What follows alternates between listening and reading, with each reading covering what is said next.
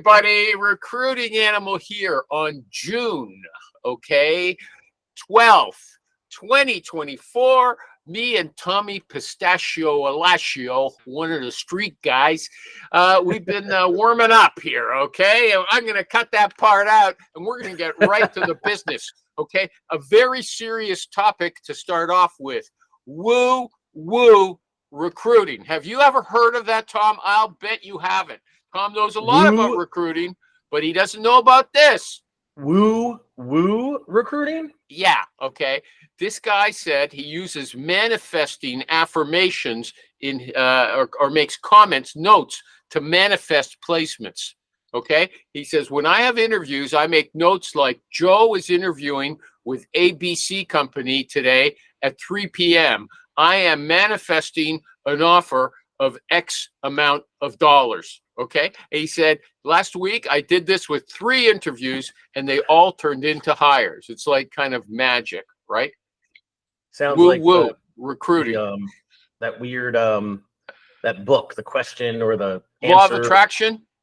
No, there's a book like the answer to the question, something like that, where if you think about it, it'll happen, kind of thing. Yeah, this is it. Okay, I think they called it New Thinking around 1900. Okay, but if we were going to have an Oprah style show today, we would talk about we would talk about that at length. Woo Okay. It's anecdotal at best because the first 3 went together, right? There were 3 candidates. Now you do this every week, every month, you triple your billings, then we can talk about it. But maybe the guy's a fantastic recruiter. Even if he makes a whole series of them, there's no proof that there's any causality between I am manifesting an offer of $200,000, right? Okay, because I got lots of other stories to tell you where the money desired was very reasonable and it was not manifested. It was not manifested. Okay, here's one we talked about before. One recruiter, one bad apple can spoil the whole office. Okay, this woman asked just this week, have you ever been in a working environment where one employee ruins the energy of the whole team? And what do you do in that kind of circumstance? Here's what she says. There's one recruiter at my company who drives everybody crazy. We've talked to upper management, but they just don't seem to care. And now we're all considering other jobs. Here's what he does. He lies about having jobs in certain areas in order to steal candidates. I don't know what that means, but she also says, I understand this. He goes behind everyone's back and engages with their candidates. I guess with the intent of claiming them as his own or something like that. I don't know. He recruits on jobs unassigned to him. I guess that's going against office protocol. He disappears for an hour multiple times a day. Who cares? And he forged references. That's pretty serious, I would say. That's Jesus. Okay, but I would have thought this person was just rude. They don't like the way he works. But some people are bad-tempered and stuff like that, and it spoils it for everybody. My first question would be, since management hasn't done anything, is the guy a big biller? Is the guy a really good recruiter who gets candidates and makes placements, and the management turns a blind eye? Because we had an employee just like that at my old firm because they brought in so much money. It came to a point that eventually they couldn't stop ignoring everything he was doing. But for about a year, he could do no wrong. He could get away with anything, and it didn't matter. What was his bad behavior? Oh, dude, okay. So we took the owner's son to a baseball game, got into a fight, and got the shit kicked out of both of them. We caught him doing cocaine. He stuck his thumb up one of the other employees' butts at a Christmas party when we were all dancing. He came out of the bathroom with white powder on his nose. He attacked 2 different employees about stuff. He sexually assaulted one of the employees' wives. Should I go on? No. Was his name Hunter Biden? Close. And what happened was, this is a guy who was a bartender like me, and then a fishing guy too. And we used to charter him to go out fishing, and then we talked him into coming working for us. I actually trained the guy, and he exploded. I mean, the guy was ruthless and billed himself and another, like what you call, I guess, a recruiter, we called them project coordinators, $1.4 million in 2003 or 2002. The two of them, right? When you say ruthless, he exploded and he was ruthless. What does ruthless mean in the recruiting did all the context? stuff that they were talking about, would steal candidates, right? Would go behind people's backs, would, like, a great example was our old boss had a candidate, right? John Smith, who had a project management background. And one of the other recruiters, the guy who was under me, but like hadn't been there as long as me, but been longer than the other guy, had sent him out. He didn't get hired. So, oh no, I'm sorry. He gave the guy. I'm sorry. Let me back up for a second. So my boss gave that candidate to Jimmy. He's the guy that was crazy, right, and doing all the ruthless stuff. And then Russ, 6 months later, whatever, needed a candidate. Jimmy sent him to Russ, and Russ had to split him, even though it was the owner's candidate that he gave to Jimmy for free. Right? That's not so bad. That's not unfair. No. Russ shouldn't have had to split the deal, and Jimmy didn't let him know that he got the candidate from Dave. Right? Dave was the owner. Jimmy was the recruiter. Russ was the recruiter. You're not coming up with really offensive things when I'm just, dude, you shoved his thumb up a Keith's ass at a party. Okay, so right? let me ask a question. You recruited the guy, right? Yeah, and you trained him. Like, he got money and turned, as soon as he started, he never made more than like 50, 60 grand his entire life. All of a sudden he's making $300,000. Okay, so you're a recruiter and you screened the guy and you couldn't tell what he was like. Is that what you're saying? We knew what he was like. We didn't know he was going to go crazy. No, you didn't know what he was like. That's why you're shocked at the things he did. This is stuff he never did. He was not like this. That's what I'm saying. So you can interview someone and get even after you've met them for an extended amount of time. 6 months he wasn't like this. As soon as for the first year he wasn't like this. As soon as he went from, the first year he did, 200, 300 grand. The following year he exploded and did 1.4 million and made, $600,000 and became, unbearable. Okay, so don't you get my point? A recruiter is only spending a few hours with someone tops, right? And they have to guess what kind of person that is. Yeah, that's a good point. But again, like, when clients get upset with us when a guy doesn't work out, the first 30 days, I get it. But after that, there has to be a conversation because a lot of the times it's not our fault.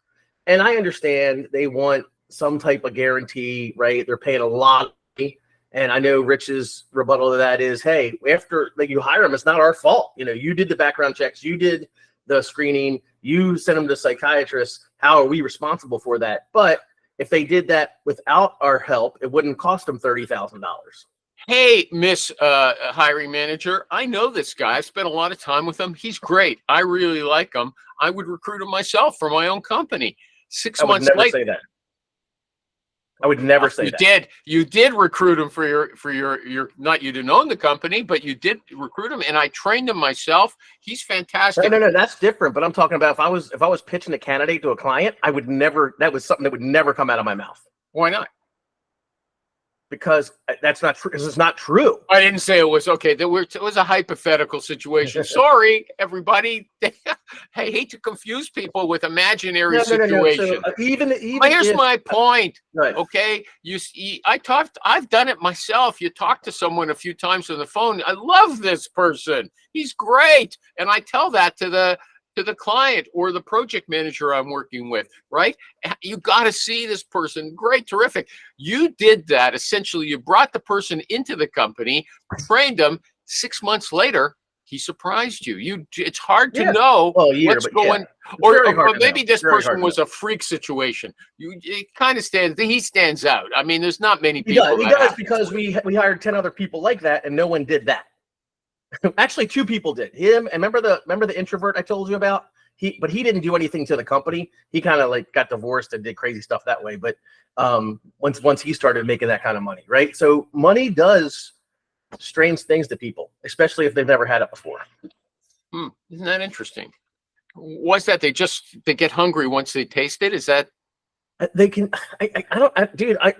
I'm not a psychiatrist. You just may you put it out there. Okay. He had 2 kids, a beautiful wife, a loving family, and he went out and was cheating on everybody. Cheating, like wanting to sleep around and everything. It was like something went in his brain, and that's possible. Yeah, it's possible.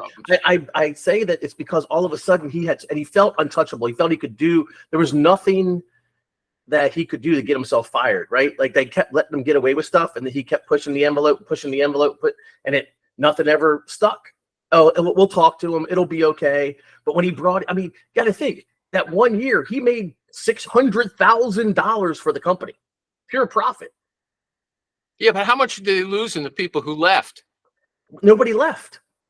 We really? Yeah, because we were all making good money, right? We're living in this little town, right, in Florida, where the highest paying job is either a doctor or a lawyer. Everything else is service oriented, and I'm making 200, 300 grand, and I don't have a college education. And what else am I going to do? I got a house and a car and horses and a boat. I'm going to quit, and that's how most of the people, we just dealt with it. You just dealt with it. Mm-hmm. Okay, it was frustrating. It was very frustrating, and they ended up having to fire him. They did. They had to fire him. But and what happened to him in the long term? Do you know? He kind of, after he got fired, he moved south to get out of the non-compete and started recruiting lawyers. Left that firm, did some other stuff, and started his own firm. And I think he's still recruiting now. And the last time I actually spoke to him a few years ago, and he's still just as crazy as ever. And his father died and left him a lot of money. So I don't even know if he needs to work anymore. I see. Okay. Moving on. I think you answered this one. I'm not sure. Do you prefer Zoom calls or phone for interviews? Okay. So if you're going back to that guy that didn't screen that guy because he couldn't do a Zoom till the next day, he's insane, right? Well, that was a different situation, but let's talk about that one. Yeah. I mean, no, maybe that's the same one. The candidate couldn't do a Zoom call. I don't understand why. He had to postpone, and for some reason he didn't say why, but that screwed up everything. Is that right? Yeah. And it was, everybody was like, dude, pick up the phone. If the guy, first of all, if a candidate wants to do a Zoom call, I will do it, right? But I don't ever ask for that. I can get all the information I want over the phone. I don't need to see the person. Look, before Zoom and Teams existed, we didn't do that. Everything was on the phone. So why all of a sudden we have to interview the guys face to face? No, I don't get that. This guy Trevor said video helps build a relationship. It tests the candidate's in-person interviewing skills, and it prevents you from becoming embarrassed when they show up to the interview in a t-shirt and purple hair. Well, that means you're not prepping your candidates properly. Purple hair doesn't matter. And I did this for 2 years before Zoom calls existed, and did a very good job at it. It's if you don't have the good screening skills on the phone, good prep skills to your candidates, right? Knowing your client. It sounds like he does a lot with more maybe active candidates, guys applying to jobs, stuff like that. I'm recruiting candidates that are, passive candidates, aren't looking for jobs. We start talking, an engineer who's designing bridges in Chicago is not going to show up in a t-shirt with purple hair, especially if he's working for a decent sized firm. I just know that.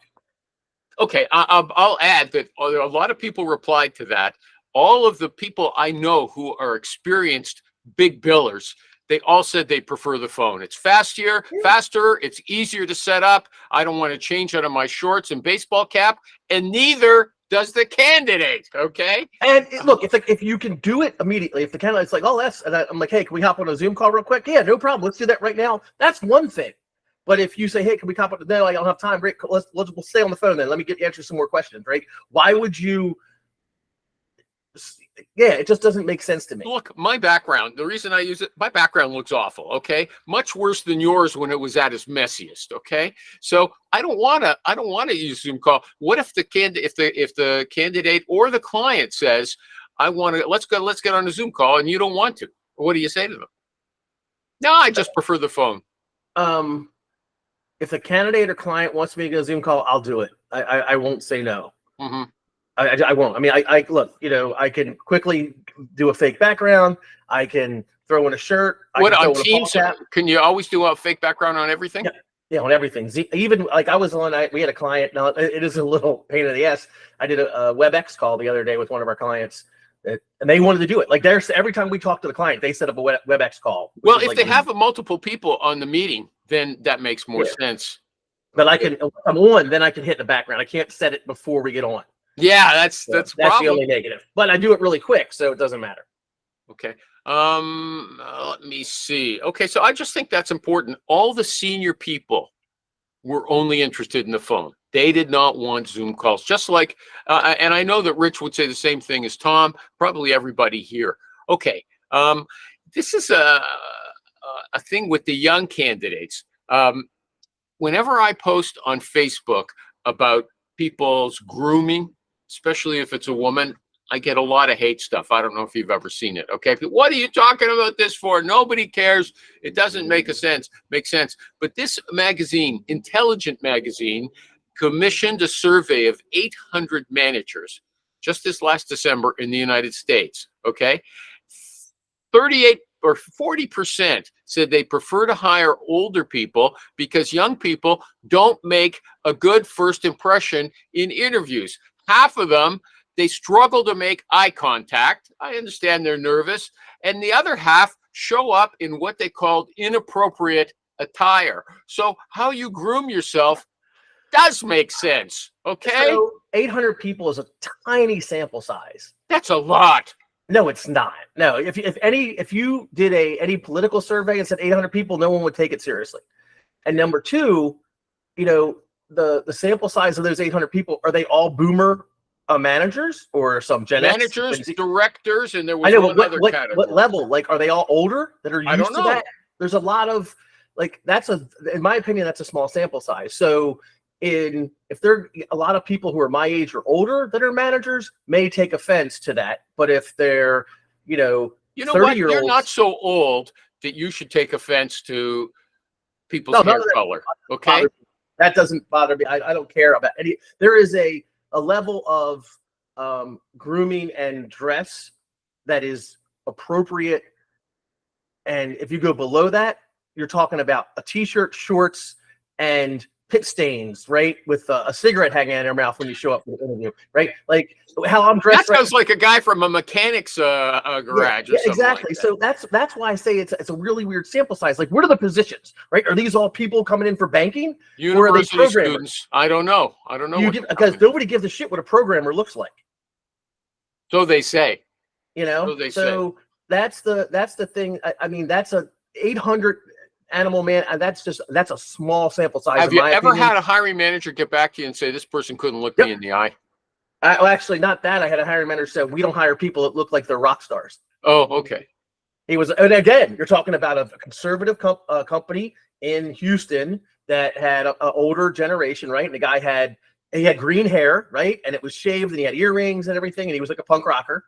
And they didn't hire him. He was a great candidate. I had sent him to another client, and I made them aware. I said, hey, by the way, we don't give a shit what he looks like. He's a detailer. He's a drafter. He's sitting behind a desk. If he can do his job, he can have a unicorn coming out of the top of his head. We don't care. Okay, and you didn't know what he looked like before you sent him in. Am I right about that? I knew he was do a Zoom interview. I knew he was kind of, and this is a long time before. Okay, yeah. I knew he was a little on the trendy side. Like, him and I were talking about stuff, but I didn't realize he was that, like, over the top. Okay, and you don't say, look, I assume, you just assume because this guy's already in the business world, he knows how to conduct himself. You don't say, I'm just going to check your grooming with you. You're wearing a suit, so the thing you have purple hair. With that particular client, I wouldn't have wanted to tell this guy to dress up a certain way just to get the job if he's not comfortable being like that, right? Yeah, so, you're one of the guys who doesn't like interview prep, whereas everybody else loves interview prep is, cut your hair, trim your nose hairs, trim your ear hairs if they need it, cover up your exposed tattoos if you're going into a professional job. And God, Yahweh, Flying Spaghetti Monster, Allah, Buddha gave you 2 ears and 1 mouth, so you talk half as much as you listen. That's the extent of my prep. You didn't tell this guy. You didn't tell him to dress up, okay? No, because it wasn't a professional role. Like, if it's not a professional role, this is a detailing role, right? So this is not one that I really worry about dress because they don't have any interaction with customers. It is strictly sitting behind a desk. I've had feedback before when they said great candidate. Did you meet her? No. They ruled her out because of the way she groomed. If she's a face person, like meeting clients, HR, it was an HR job. Yeah. That's it, right? You can't do that. That's the first impression of your company. But a detailer, a factory worker, and a programmer, a guy who just sits at a desk and no one interacts with him. Why do you care what he looks like? Okay. Here's if you get bored with this, I like this question, but if you get bored, That's just fine. tell me, I'll pass it on. Okay. This is a consulting firm, studied recruiting, and they said there's 5 key interview questions. Number 1, I kind of like them. What were you hired to do? Does that make sense? I've never heard it put What that were you way hired to do at before. your old firm? Yeah. Or your Okay. current company. What were you hired to do? What does it That's mean right. Yeah. What were exactly? you hired to do at your current firm? Okay. What does that mean? What does it mean? Is I that mean, like, what's I your asked this job? question. Tell me what's your day-to-day look like? What are your duties and responsibilities? Yeah. What's your day-to-day look like? That's the same thing, I guess. Okay, you see, but the thing is, the way this guy sets it up, the next question is, what did you accomplish? It's like you were hired for a project, and you're gauging how far along that process the Again, person is. so if I'm interviewing a sales guy, right, I may say to him, did you meet your quota? How do you rank amongst the other sales? How many sales reps are on your team? There's 10 of us. How do you rank among those sales reps? How have you ranked the last 3 years? How close, that's the same thing, right? And then if it's a programmer, right? I don't do programming. I'm assuming there's like, how good are you at programming? How fast are you? How accurate? How do you rank amongst your peers in programming? You were hired to be a programmer. You were hired to do this front end development job. How do you rank amongst them? How quickly have you done it? What's your accomplishment that makes you stand out from the other team? I ask those same questions. I think for the first question, what were you hired to do? You could say, were there any specific goals, or did they have any specific projects that they brought you in for? Like my old firm, what were you hired to do? I was hired to be trained be a recruiter and do a full desk recruiting. So I had to get my own jobs, and I had to get my own candidates, and I had to fill those searches. And then if you ask me, what was the next question? What did you accomplish? I was a rookie of the region that year. The first year that I a full year with the company. I billed triple the quota that they set up for me, which was $60,000 in billings. Actually, quadruple. I did $250,000 that year, and won multiple awards and was recognized as a top recruiter in my region. Okay, just let me follow up. If I was in an interview, although I have to say these are a bit hard to figure out. I like them, but when I try to think about you have to explain them to yourself. So I wouldn't use them exactly in that format. That I agree. Like, I like the premise, but I would ask them a different way. Okay, but then when you said the thing, what did you accomplish, and you gave all of the stuff, the natural follow up for me is, how'd you do that? Would you know? I listened to the training. I didn't know any better. I had never recruited before. So when they told me to do X, I did it. When they told me to do Y, I do it. And I tell people that today. If you listen to everything you were told when it comes to recruiting, you will succeed in spite of yourself. So do things our way first, and then earn the right to do things your way. Okay, but what you said it in the abstract. What are those things that you were doing that distinguished you from the average person? Because you were obviously not an average hire. Okay. I did everything that the training said. Such as? Made my 50 calls in the morning and 50 calls in the afternoon. I made my presentations the way they told me to make them. I didn't let anyone give me no for an answer. I went to the point where they would hang the phone up on me. Oh, I used really? rebuttals to overcome objection. How do you, so let me, so I'm hiring as a sales rep. I'd say, how do you say, what does that mean you won't take no for an answer? I met a young kid on the weekend who was that no matter what I said, he said, well, will you do it later? If you don't do it now, he wanted me to do something, right? What does it mean? Don't take no for an answer. Don't take no for an answer means getting to the point where they hang up on you or agree to interview with you or give you a name or whatever it is. It's not. I always tell you the mad or glad when I leave a phone call versus the meh. Right. Yeah. There's a different ways to explain it. But if you have that chance to get in front of a hiring manager or a candidate, you have to do everything in your power. If he's a good candidate or you have a good candidate for this client and you want them as a client, you have to do everything in your power to get them, right? That's what I mean when I say take no for an answer. I'm not going to just sit back idly and deal with simple, we don't have any openings, send me your resume, I'm not looking, I don't know anyone, right? Those are all just quick rebuttals to get me off the phone. Okay, so hold on. Here's the thing. If you're dealing with a candidate you've never spoken to before, and she says, I'm not interested, and you say, well, if you were going to hire for this position, who would you think of? Right? She says, nobody comes to mind. And so how long are you going to press that candidate to give you a name? Because I have a friend who's like you, a superstar. He says, look, I know you know somebody. Okay. Yeah. I'm not letting you off the phone. Back up. First of all, if she says she's not interested, the first thing I said, I didn't call you because I think you'd be interested. I called you because I have an opportunity. It's better than the one you have now that puts more money in your pocket, blah, blah, blah, blah, blah, right? And then see how she deals with that. I'm going to keep rebutting her to try to recruit her until I can see she's starting to get a little frustrated. And I say, okay, fine, Cindy, I get it. No matter what I say, but let me ask you this. You've been doing this for how long? 5 years? Who do you know that is just like you that could do this job? Not who's looking, not who's unemployed, but who do you know that's just like you? And then Okay, I'll wait. You know what? Here's what distinctive about the way it's the way you asked that. It was quite assertive. It wasn't, hey, can you do me a favor?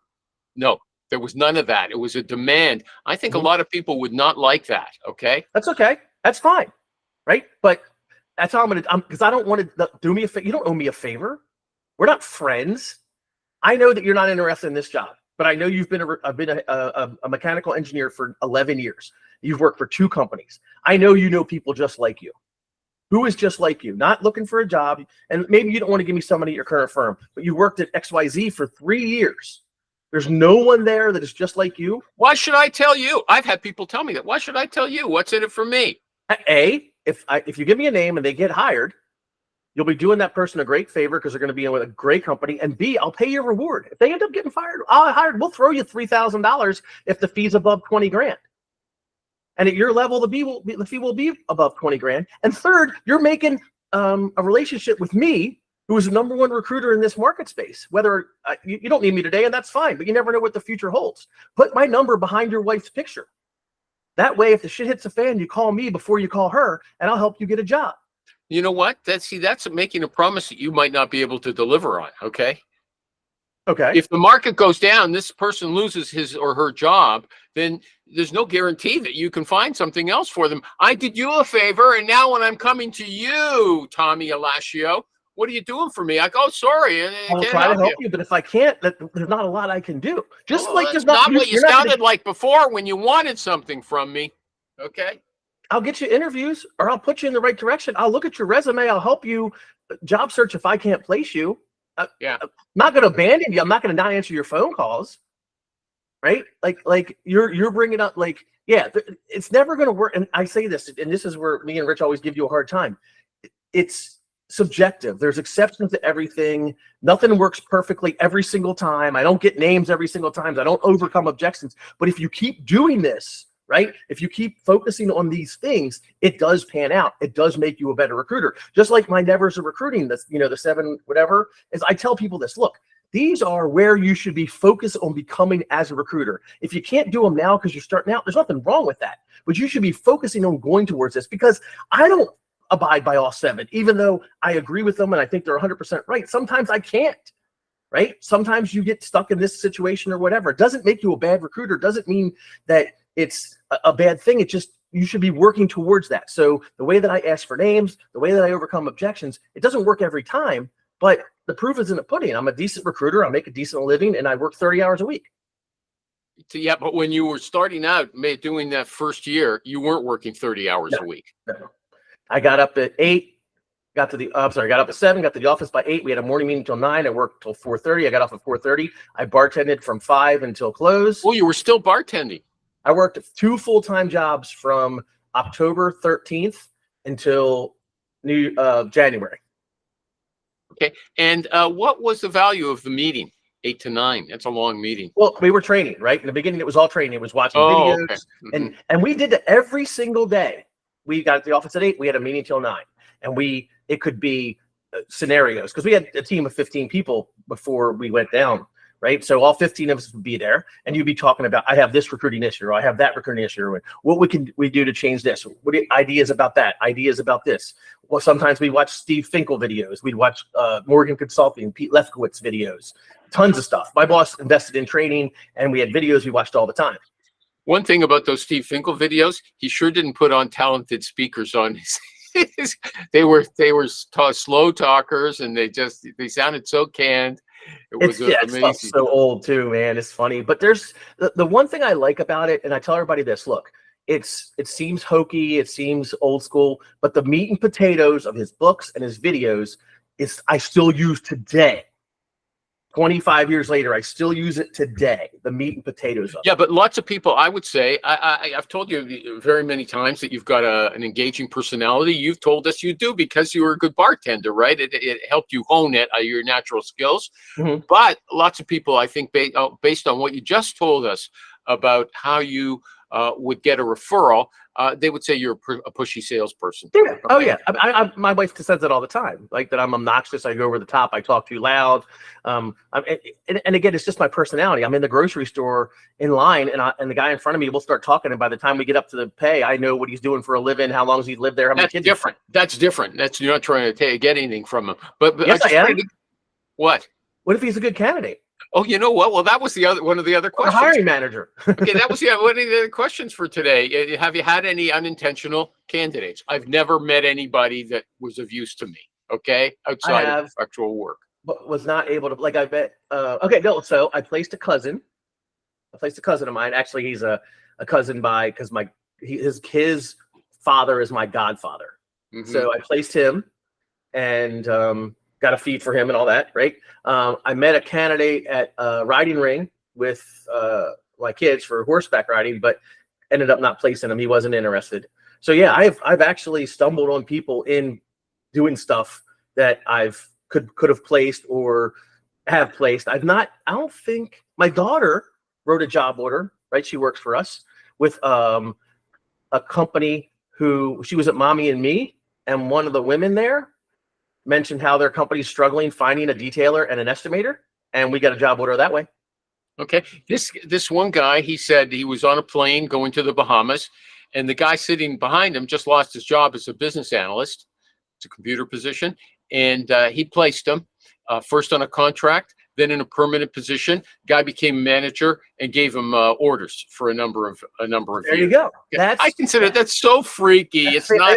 But had he not engaged with the guy behind him, listened to what he was saying, handed him a business card, it never would have happened. That's what separates, like, looking at every angle, every possibility, right? I was talking to a guy who owned a bunch of shipyards, and he said he was going to call me. It never transpired, but he was the father of one of my kids' friends, right? I always ask, so what do you do? That's the first thing when I start talking to any adult that I meet in a sporting situation, whatever. Small talk first, and I go, by the way, what do you do? So you live here? What do you do? So he gets home and he says to his wife, "Boy, Billy's father is so nosy. It's unbelievable." Yeah. Oh yeah. No, I'm okay with that. They're not my friends or my son's friends. Okay, so this same guy, I don't know if he's just lucky. He said it's luck. He said he sold his car to a guy who was a CEO of some company or something like that, a hiring manager, and he started making placements with him. And then this woman in Russia, a recruiter, she seems quite smart.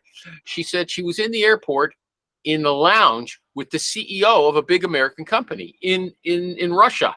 And so he had some problems with the language. She helped him out. They exchanged cards. She saw his card. She said, "I know this company. I've been trying to get through your vendor management system for 10 years. They won't even let us apply." She said 3 months later, they invited them to apply, and they became one of their biggest customers. So that was an interesting one because she actually pressed the guy for it. Okay. It was a coincidence. But, he liked her. She helped him out. But let me backtrack for. Do you have anything you want to say? Me? No. Okay. So you mentioned the 7 no's. Was that what you called it? The 7 7 no's? nevers of recruiting. 7 nevers. Did you want to mention them now, or do you want to just save them for the round table? It's up to you. I mean, Go I ahead. can mention them real quick. I can't remember. You know what? I've actually got them, I think, further down, and we never got to talk about them. I've got them from a few months ago. So if you want to I'll do tell it us really now. quick. Never send a resume without an interview set up. Do you want the exceptions? Okay, go ahead. Never send a resume without an interview set up, except if it's an engaged, retained client or you're working on a project. Never work reloads unless the candidate is single and renting, except if they have a compelling reason to be there or you work a niche where reload is just part of the game. Never work with a candidate who is working with other recruiters, except if you have the best opportunity that that candidate cannot refuse. And it better be that good. It can't be something that you think is that good. Never work with a company that is working with other recruiters, except if you have that rock star candidate, that 1 in a million. And don't kid yourself that some schmo you pulled off of LinkedIn is that, or open to work is that guy. Never make an offer unless you know it's going to be accepted. And there's no real exception to this rule, right? You don't go to the church to see if there's a wedding, right? That deal's already been struck, and you should be closing early for that one. Never let an employer make the offer unless you know it will be accepted. It kind of goes in with number 5. That exception is if you're trying to pull a point, like I told you it was too low, or you know it's going to be accepted and you let the client do it, right? No big deal. They can have their power play. Never work with or give an offer to a candidate who cannot give you reasons other than money why they want that job, why they want to leave, except if they are grossly underpaid. You know, you get an engineer who's a mechanical engineer making 40 grand, doesn't know that everybody's making 70. Then money's a motivator. But again, it's also going to be other reasons like my company sucks. They've been screwing me for 3 years or whatever. Then never think you can control fall offs, turn downs, or counter offers. It's part of the business. There's no exceptions to that. If you work with humans, human beings change their minds. End of story. Okay, that was great. And the way you delivered it was terrific as well, even though there were some kind of psychedelic visual effects. You were popping it in and out. Like my hand, I talk. It's hard for me because I talk with my hands. I talk with my hands when I'm excited. So that's probably what was going on. But let's in that list. Let's take the first one.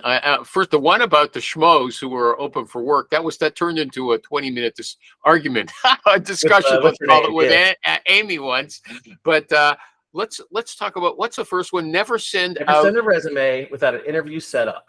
And my thing that I try to explain to people is this is more towards like marketing an MPC, right? You're marketing an MPC, you call a client, say, hey, I'm a tell head people owner. what it is. Most valuable, most placeable candidate. Sorry. Okay. So you have a really good candidate. You did a search for an engineer, and they hired a mechanical, but you got this leftover mechanical that's like, hey, I want to make a move. I hate this company. I want to be closer to Chicago or whatever. So you go and you call 50 mechanical engineering firms. And most of the time, you're going to get them, the client usually saying, or the potential client, send me your resume, right? And I'm like, oh, send me your resume. No, you ain't got shit, right? So that's why I say never send a resume without interview set up, because the conversation that ends with you sending a resume is a completely different conversation that ends with setting up an interview and writing a job order. And that is what your job is. Your job is not to send a resume to a client. Your job is, or a potential client, your job is to set up an interview and or write a job order with that potential client. It's easy to send a resume. That is a very easy way out. You feel like you've done something. So any MPC presentation should always be focused on getting that MPC an interview and or writing a job order. So what do you say to the guy? Send me your resume. No, I don't want to send you a resume. I want to set up. I didn't ask you if you wanted to see a resume, Bill. I asked you if you wanted to interview my candidate. Really? Wow. And they don't find that, hey, you call it takes them back because other recruiters say, okay, or whatever, right? So what I usually say is, you know what, I've been doing, Animal, I've been doing this for 25 years. And I found in this 25 years of calling clients like you, that there's only 3 reasons you're asking me to send you a resume. 1, you actually have an opening and you'd love to interview my guy. 2, you call by recruiters all the time and they send you crappy candidates, but they sound great on the phone. And so that's why you want to see your resume. Or 3, you're too nice of a guy to tell me to go pound sand. And this is a way to get me off the phone. So which one is it? And which does it usually turn out to be? The last one. A lot of times the last one, and a lot of times the first one. Like, yeah, I do have an opening. Yeah, okay, fine. And then that's where you roll into, fine, what position do you have open? We need a mechanical engineer who has 10 years experience or more, and their PE designing HVAC and chillers, specifically, Raytheon versions. And then at that point, you can say, wow, man, this guy's been doing that. Or this is probably not going to be a good fit. He does not have his PE yet. He does have 7 years experience, and he did not work on Raytheon. He worked on Elon's. So let me ask you this question. How important is this position for you to fill? And would you like our firm to help you fill it? We can talk about that right now. And the candidate's gone now, right? You're talking about that search because the candidate you called him about does not fit the position he has. So why not? Okay. Why not switch right to the first question? Say, he says, send me a resume. Before I do that, why don't you tell me exactly what you might be looking for? You can do that too. Yeah, you can absolutely do that too. See if it's worthwhile. And then so that moves you right into that discussion about this candidate or maybe somebody else, right? Yeah, again, it's one of those things where you just, every call is different because you're not talking to a robot, right? So it depends on how that hiring manager responds to, hey, Animal, my name is Tom Alaccio. I know you're busy. I'll be brief. I'm a headhunter. I specialize in mechanical engineering. We just got done a search for XYZ construction in Chicago, and we had a candidate that came late into the process. I have no reason to believe we're looking to hire anybody, but he's got 10 years experience as PE and a degree from University of Illinois, and he's been working in commercial HVAC design and construction. What would be a good time for you to talk to this guy? Tuesday at 4, Wednesday at 5. Okay. And you like the assumptive close. Yeah, I know. I don't like And I also like the assumptive opening, especially in a candidate-driven market. And I know we're getting off topic, but what, no, we're not off topic. Nothing here is off topic. What's an assumptive opening? Is, hey, Animal, this is Tom Alashio. You and I have never spoken before. I'm a headhunter. I specialize in mechanical engineering. We just got done a search for XYZ Construction in Chicago. We filled a mechanical engineering project manager position for them. While we were doing that search, we heard your firm, Animal Recruiting, was also looking for a mechanical engineer. Now, I have no reason to believe that that's true, but I wanted to follow up and see if it is true. And if it is, can we help you fill that position? And you just made that up, though, right? You didn't really hear that I was looking for somebody. Am I right No, about we actually heard. No. Like I said, we okay. specialize in mechanical engineering. We just filled a search for ad tech in Chicago. And while we were doing the search, someone asked us, "Hey, is that okay? for So, well, that's XYZ?" different. Okay, yeah, that's. So why? Yeah. So maybe I got it wrong. I mean, do you have an opening? Mm-hmm. Because I'm pretty good at that. Like I even asked, I said, "What firm?" And they go, "Oh, it's Animal Recruiting." I go, "Okay, thanks, I appreciate it." Boom. Right? You just have to be confident. You can't back down when they say, "Oh, you just said that." No, I didn't. I just tell you we filled a position for Excel Engineering. Yes, and we filled it for a mechanical. And when we were doing that, we recruited a guy or a gal. I have to ask one of my We come across other names. It's quite the normal. They said, "Hey, is that for Animal?" And I said, "No, it's not. Why? Is Animal hired?" And they said, "Yeah, we heard Animal was looking for a mechanical." That's it. Okay, but once you're at that level, it sounds like the conversation it's going south, right? It's screwed. They don't like you, and they're challenging you. Yeah. I mean, that's why I said every conversation is different, and the assumptive opening has worked very well for me, right? And but it's how you come across, and it's the I would never call it an assumptive opening, but at least I know what you're talking about now. Well, in a candidate-driven market, right? Like, what's the market everybody always talks about? This has always been candidate-driven. Not massage therapist, physical therapists, right? Physical therapists are super high demand. You could call any physical therapy company and say, "Hey, I'm a headhunter. We just filled a physical therapist for Steve's physical therapy and heard you guys were looking," and they're going to go, "Yeah, we are. Do you have anybody?" Right? But you don't want to work markets like that. You don't want to work markets that are so candidate-driven you can't find people. You have to be careful. I tell people that all the time. There are some markets, traveling nurses. You can get jobs for traveling nurses all day long. Can you fill them though? Same with truckers. Yeah. Truckers as well. I remember management recruiters took a search on, this is decades ago, for a position, a retainer, and there was only like 5 guys in the U.S. that could do the job. Don't take that search. You know what? I have to tell you something. I had a job once for a PhD with a specialty in some kind of fermentation or something like that. It was for a dairy, right? And they told me there's nobody in the country who can do it, or maybe one person. I came up with 6 people, one yogurt person, but then I also started calling breweries, and because the beer ferments, right? So that's a great way of looking at the search. But did you ask the client, could the PhD in fermentation come from a allied field? No, I just did on my own. And the way that was, the internet was around already, but LinkedIn wasn't that big then. I found a trade journal, and I went through like 1 million issues, copying down names. And I remember that's a funny search for another reason as well. I couldn't get through to some of the guys. The receptionist wouldn't put me. It was before a lot of the stuff we have now. And so I called on Christmas Eve, and I could tell they were having a party in the background. They just put me right through.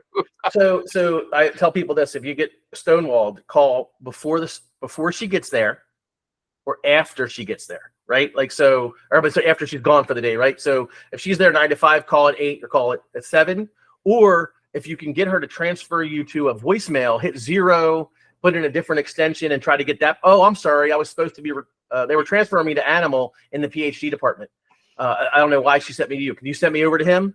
There's a couple ways to do that. Maureen calls that stabbing in, but she's also willing to go through entire phone banks, and the ones that require three letters, those are hard. Those are really hard to work. So in the old days, you used to have just one, press A and you get everybody with the A surname or the A first name in the whole company. It was good. Okay, still ready for just a bit more? Feeling okay? Sure. Okay. This is, I think, I know how you're going to answer, but I always think it's worth discussion. Can a recruiter be successful without a social media presence? Because you don't have a social media presence for your industry. You've got what I would say is substantial social media presence for recruiters, just like I do, right? But you haven't focused that on your own industry. No, I mean, I do post on LinkedIn occasionally stuff about the industry I work, and I do post, our job posting page once a week, and hey, call Tom if you need to hire anybody. But no, I do not do nearly what a lot of recruiters do in terms of. You don't post twice a week about your industry on LinkedIn.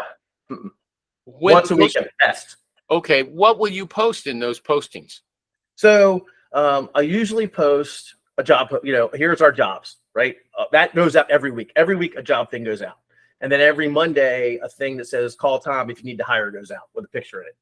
And then, if I'm up to date on what I'm supposed to be doing, I try to post 1 or 2 articles about our industry that I recruit in and hiring trends, unemployment, compensation. There's that many articles about unemployment and hiring trends in your niche that you could supply one every week at least. Well, okay, so every month, numbers come out, what the unemployment rate is, how many jobs were added in the U.S., how many jobs were lost, what industries are hiring. So I look for those type of articles about, they're talking about. They're kind of vague. They're not, I don't think that's targeted enough for your industry to say, have you, build confidence. Oh, this guy knows a ton about me. That's just sort of general. No, I know, and I don't do that. Like I said, again, back to your original point, I don't have a strong presence, and the stuff that I do post is very general towards my industry. And you don't think it's hurting you? I don't know. I don't know the answer to that question. Okay. Well, do you get a lot of responses to not your job ads, or? What's funny? I've gotten more responses from the stuff that I posted on Reddit about my industry in specific subreddits than anything else. Like what subreddits? My particular industry, I guess. What title would it have? Structural engineering. Right. So the structural engineering.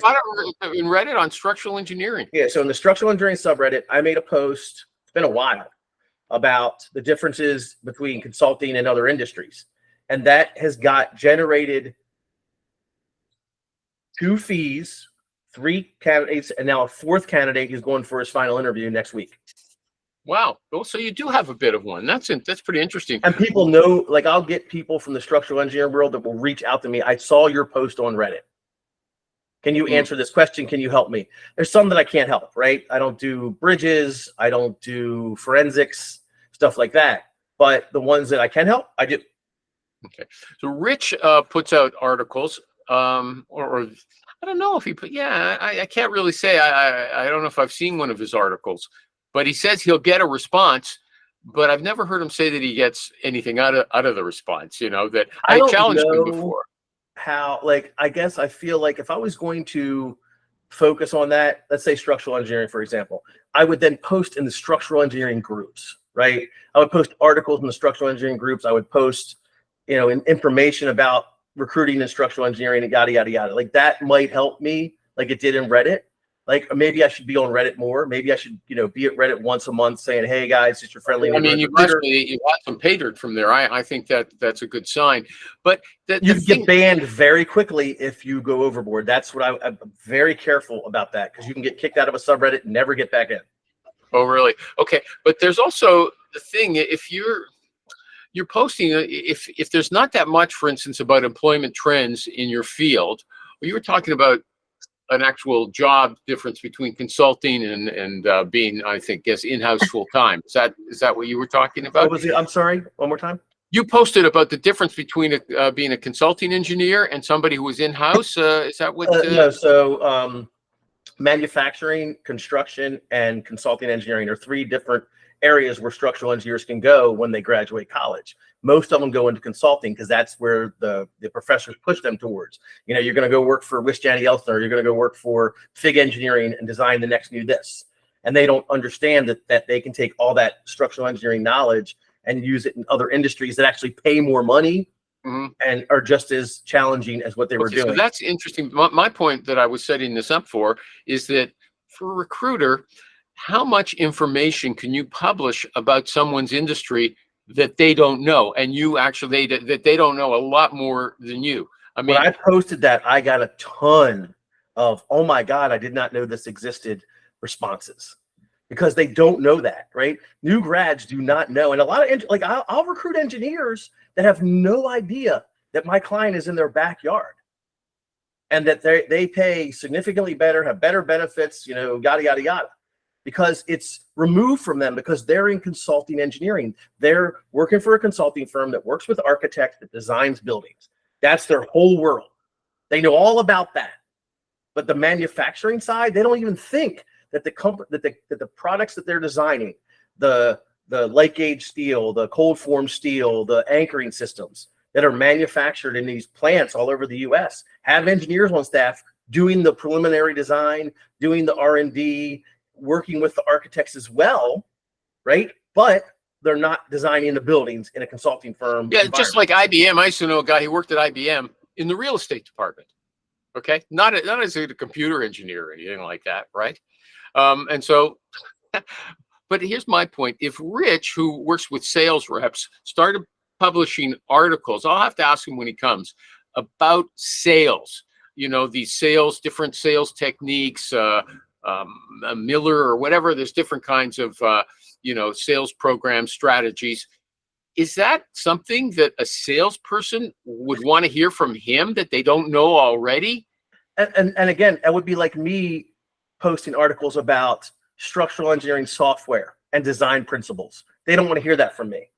What they hear from me is alternate opportunities, alternate aspects of what they do. So for Rich, and again, he does sales for startups and software, right? So maybe he posts about how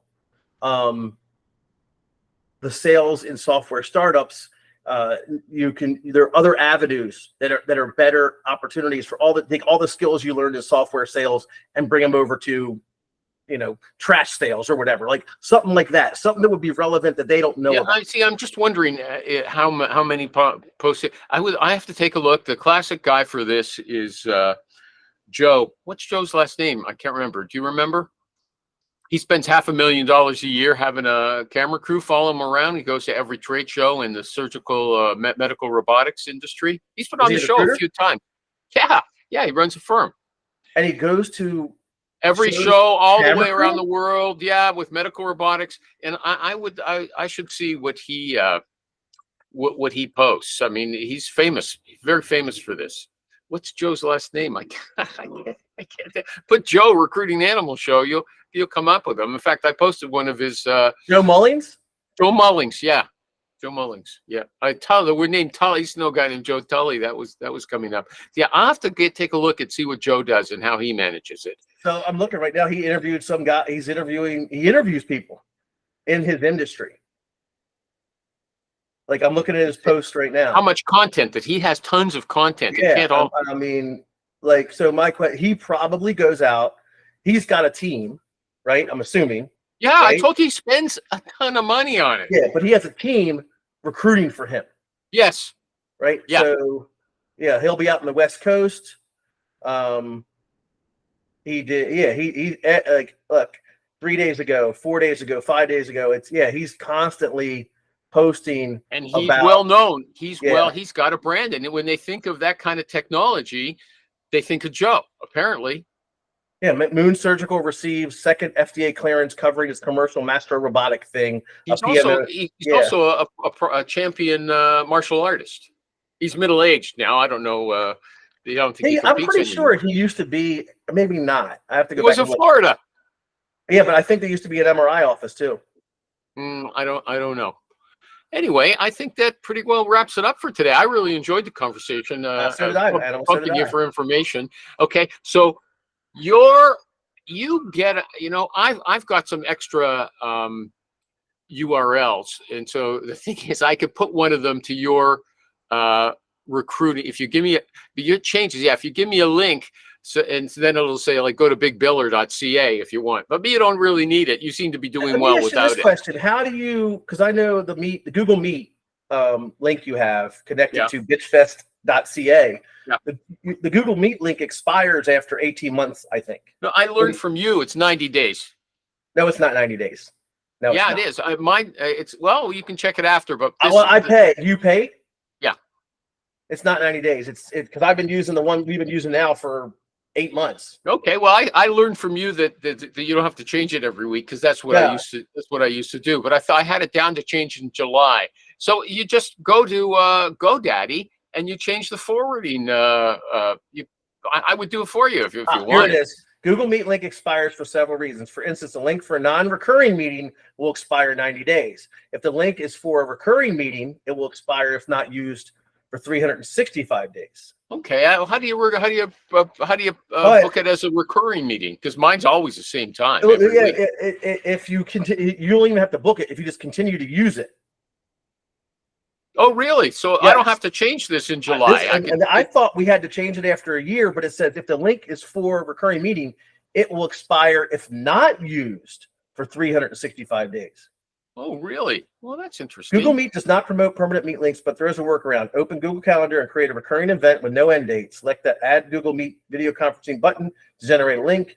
You can put it instead of sub-calendar so you can hide it if you prefer. But if you want to be on the safe side, you might change it every 90 days. It's only 4 times a year. I figured I would change it in a year. As soon as, like, that's how I have it set up. But I need to go back and think, when was the first time? The first time we used this link, at least when I say first time, I know that we used the link, Recruiter Roundtable Season 2, number 1, I believe we used the link. So that's been 7 months. Yeah. 6 months. So you're right, and I'm wrong. Although, no, I did have the 90 days. I did read it, but I didn't know that other part. Okay. Yeah. Yeah. I thought you switched away, or was that just Rich who switched away from their Google business account? I don't have the business account, but I pay the $1.99 a month, so I have access to the premium Google Meet, so I can record and stream. And $2 a month? What? $2 a month? I think so. Yeah. That's all? That's so much cheaper than Zoom. You don't get all the same gallery view or anything like that, but wow, what a deal. Yeah, you do. You can do the gallery view. No, you don't.